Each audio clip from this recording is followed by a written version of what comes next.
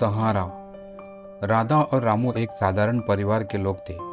उनके दो बेटे थे, रोहित और मोहित। रामू ने हमेशा अपने बच्चों को सही शिक्षा देने का प्रयास किया। राधा हमेशा कहती, हमारे बेटे हमारी बुढ़ेपे का सहारा बनेंगे। लेकिन रोहित और मोहित के लिए माता पिता की यह उम्मीदें एक बोझ बन गई। जब रोहित और मोहित बड़े हुए तो दोनों ने अपने अपने करियर में ध्यान देना शुरू किया। लेकिन धीरे धीरे यह स्पष्ट हुआ कि दोनों में से ही कोई भी जिम्मेदारियों का संभालने में दिलचस्पी नहीं रखता।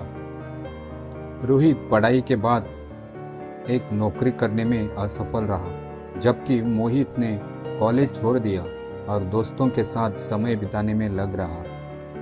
राधा और रामू की चिंता बढ़ने लगी। उन्होंने कई बार अपने बेटों से बात की, बेटा तुम्हें काम करना चाहिए, एक दिन हम बूढ़े हो जाएंगे और तुम्हें हमारी जिम्मेदारी लेनी होगी। लेकिन बेटों ने इन बातों को अनसुना कर दिया। एक दिन राधा ने अपने पति से कहा, अगर हमारे बेटे ऐसे ही रहते हैं तो हमारे बुढ़ापे का क्या होगा, हमें अब कुछ करना होगा। रामू ने चिंतित होकर कहा, शादी कर देंगे, शायद जिम्मेदारी हो जाए।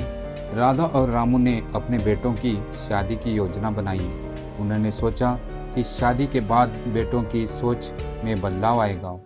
उन्होंने रोहित के लिए एक अच्छी लड़की ढूंढी जो पढ़ाई में अच्छी थी और समझदार थी।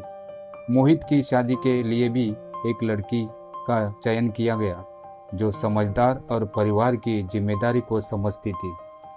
शादी के बाद बेटों की पत्नियां घर आई। राधा और रामू को लगा कि अब सब कुछ ठीक हो जाएगा, लेकिन वास्तविकता ने उन्हें फिर से झंझोर कर रख दिया। शादी के कुछ महीने बाद राधा ने देखा कि बेटों की पत्नियां घर का काम संभाल रही थी, लेकिन बेटों ने कोई जिम्मेदारी नहीं ली। रोहित अपनी पत्नी पर निर्भर हो गया और मोहित दोस्तों के साथ घूमने में लगा। राधा ने अपनी बहुओं से बात किया, बेटियां आप लोग अपने पतियों को जिम्मेदारियों का एहसास कराएं। लेकिन बहुओं ने भी कहा, अम्मा वे तो जिम्मेदारी लेने को तैयारी नहीं है, हम क्या कर सकते हैं। राधा ने निराश होकर कहा, हमारे बुजुर्गों का सहारा बनना तो दूर, ये लोग अपने खुद के जीवन को भी संभाल नहीं पा रहे थे। समय के साथ राधा और रामू की निराशा बढ़ने लगी। वे सोचने लगे कि अगर उनके बेटे जिम्मेदार नहीं बनते तो उनके बुढ़ापे का सहारा क्या होगा। उन्होंने कई बार अपने बेटों से खुलकर बात की, लेकिन कोई असर नहीं हुआ। एक दिन रामू ने कहा, हमारे बेटे निकम्मे हैं, हम कुछ नहीं कर सकते। राधा ने सहमति जताई, हमें अपने बुढ़ापे की चिंता करनी चाहिए, हम अपने पैरों पर खड़े रहने की कोशिश करें। राधा और रामू ने ठान लिया कि वे अब अपने जीवन को खुद संभालेंगे। उन्होंने एक छोटा सा व्यवसाय शुरू किया। राधा ने अपने सिलाई कौशल का उपयोग किया और कपड़े बनाने का काम शुरू कर दिया। रामू ने भी अपनी छोटी सी दुकान खोल ली। धीरे धीरे उनके व्यवसाय ने चलना शुरू कर दिया। उन्होंने महसूस किया कि अगर वे अपनी मेहनत करें तो कोई भी उन्हें रोक नहीं सकता। कुछ सालों बाद मोहित की पत्नी ने एक बच्ची को जन्म दिया। राधा और रामू ने सोचा कि शायद अब मोहित जिम्मेदार बनेगा, लेकिन मोहित ने फिर से अपनी पुरानी आदतें नहीं छोड़ी। उसने अपने माता पिता पर अपनी पत्नी और बच्चे की जिम्मेदारी डाल दी। राधा और रामू ने मोहित से कहा, तुम्हें अपनी पत्नी बच्चे का सहारा बनना चाहिए। लेकिन मोहित ने कहा, आप लोग सब संभाल रहे हैं, मैं काम नहीं करना चाहता। एक दिन रोहित अपनी पत्नी के साथ घर आया। उसने देखा कि उसके माता पिता अपने व्यवसाय में बहुत व्यस्त थे। उसने कहा, माँ क्या हुआ, आप लोग इतनी मेहनत क्यों कर रहे हैं। राधा ने उत्तर दिया, बेटा जब तुमने जिम्मेदारी नहीं ली तब हमें खुद को संभालना पड़ा।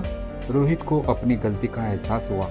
उसने अपने माता पिता से माफ़ी मांगी और कहा, मैं अब जिम्मेदार लेना चाहता हूँ, मैं अपनी नौकरी करूँगा, अपने परिवार को संभालूंगा। रोहित ने अपनी नौकरी शुरू की और धीरे धीरे परिवार का सहारा बनने लगा। मोहित ने भी अपनी पत्नी के समर्थन से काम करना शुरू किया। राधा और रामू ने देखा कि उनके बेटे धीरे धीरे जिम्मेदारी ले रहे हैं। कुछ समय बाद परिवार में एक नया उत्साह सा आ गया। राधा और रामू को अब अपने बुढ़ापे की चिंता नहीं थी। उन्होंने महसूस किया कि उनके बेटे अब समझदार बन चुके हैं। कुछ सालों बाद जब राधा और रामू बूढ़े हो गए, उनके बेटे उनके साथ खड़े थे। रोहित और मोहित ने अपने परिवार को संभाला और अपने माता पिता की देखभाल की। राधा और रामू ने अपने जीवन में कठिनाइयों का सामना किया, लेकिन अंततः उन्होंने अपने बेटों को सही मार्ग पर लाने में सफलता प्राप्त की। कभी कभी हालात बहुत मुश्किल होते हैं, लेकिन मेहनत और धैर्य से हम अपने परिवार को एक बेहतर भविष्य दे सकते हैं। राधा और रामू ने यह साबित किया कि परिवार की जिम्मेदारी केवल माता पिता की नहीं होती, बल्कि सभी सदस्यों की होती है। धन्यवाद। तो ये कहानी आपको कैसी लगी कमेंट करके बताइए, और आप लोगों से रिक्वेस्ट है लाइक करके सब्सक्राइब करना मत भूलिएगा।